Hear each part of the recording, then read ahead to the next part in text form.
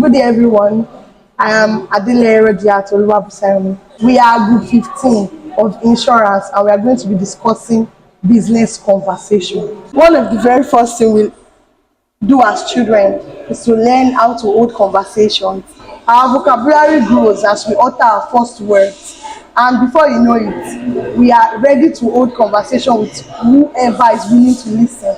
Our connection with other people for the rest of our lives often takes shape from the very first talks we have, because discussions are such a formative part of our lives. In continuation, we have a tendency to be accustomed to the back and forth messages we send on the go in this fast-pacing world we live in. What are the attributes that make a business encounter successful, and consequently, what drives a successful business career? Building connections based on mutual respect and trust is essential for the success of every job, whether you are a CEO, salesperson, HR manager, or just a recent graduate. It all begins with a discussion, the kind of interaction that makes you feel as though you have a genuine connection with the other person.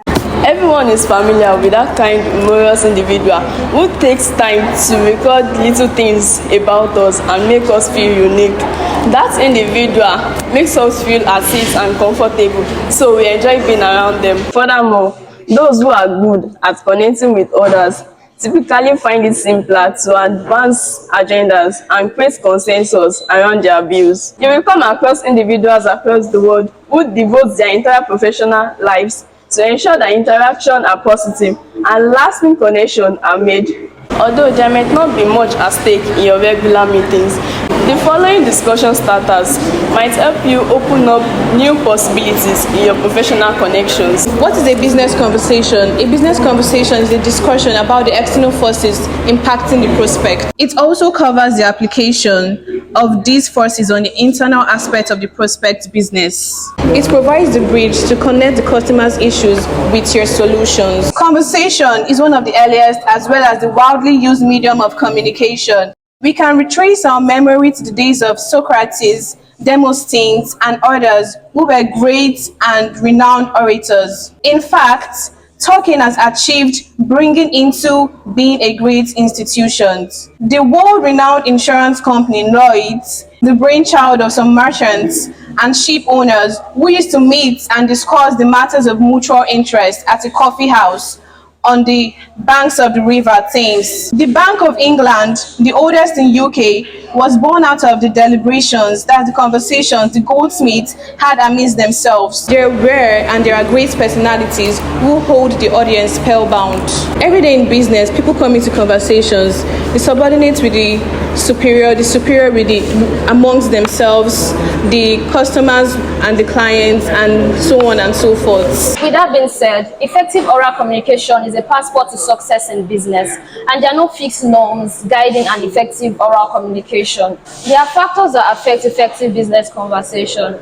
Factors like the fear of your boss, or the fear of the size of the audience, or the fear of your own self. For example, chiefs appearing on television, radio, or other platforms, they are very careful of the words they pick, because they know that if they use a word that is probably not presentable, it will damage their image and probably the image of their corporation which they work in.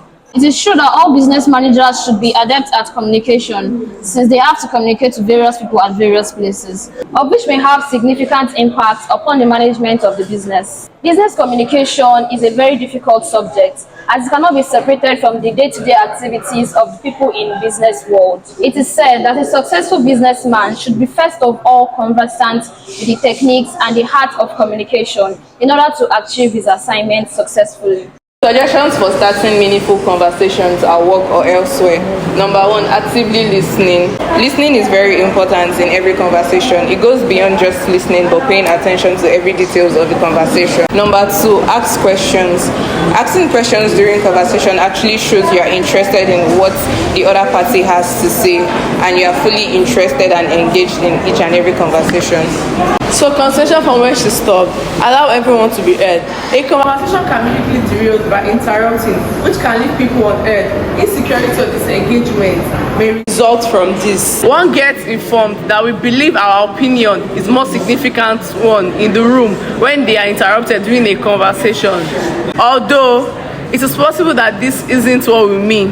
It could be taken that way. To ensure that everyone in the room is heard, it is crucial to show respect to each individual. In the office, having excellent communication skill can be quite beneficial. Your confidence will increase and your connections will improve if you know how to participate in an attentive, cordial talk. As you develop your abilities, you listen more carefully, respond more quickly, and know how to deal with common blunders.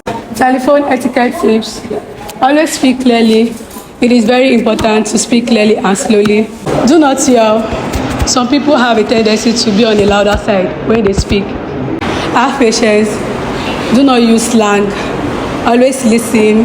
Do not eat or drink. Focus on the task at hand. Techniques for answering the telephone. Answer by the third ring. It is courteous to answer the phone promptly to avoid making callers wait. Avoid using slangs for callers to understand you. Avoid using words like no problem, cool. Instead, replace them with words like you're welcome or very well. Other steps for planning a meeting agenda. 1. Be positive. Maintaining a positive and upbeat tone can make a caller feel welcome and at ease. Number 2, ask before you put someone on hold. If your organization is busy or understaffed, clients may experience long wait times before their call even reaches you. This is especially true if your organization screen call at first using automated system and menu. Therefore, it is important to respect your caller's time from the very beginning. One way you can do this is by asking the individual before putting them on hold. Explain why you need to do so and thank them when they oblige. 3. Know how to transfer and who to transfer to. Lastly, close on a positive note. When you are about to hang up with a caller, try to end the conversation on a positive note. You can do this by thanking them or wishing them well. So I'm here to talk about the steps for planning a meeting agenda. Here are the steps to plan an effective meeting agenda. Number 1, define results first. Number 2, identify the meeting's time frame. Number 3, list the meeting's topic. So first of all, I'll talk about define results first.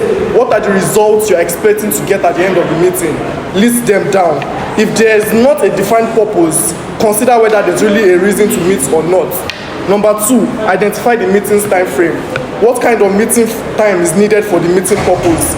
Different time frame for different meeting. There's the meeting of 1 hour, there's the meeting of 30 minutes. Match the amount of time to the need and frequency of the group gathering. Thirdly, list the meeting's topic. Identify the topic that needs to be covered and accomplished to get good results. Think through as of what to be done. Consider logic order for discussing the topic or making decisions. Consider the information that the group needs in order to discuss a topic or make a decision non-legibly. A good agenda considers the following. What topic do we have to consider to accomplish our goal? What information do we need? Who will make the decision or decisions? Okay, from where my colleagues stop, the next one is allocate time frame by topics. Considering the total time frame that is available, it is necessary to locate time slots for each item. For example, during a meeting, if the group hasn't reached a decision within the time provided, it is necessary to adjourn it or in fact move to the next step and refer the time to the next meeting or committee. 2. Plan participation strategies to address each topic. Different methods of discussion can be used to make the best use of the group for each topic.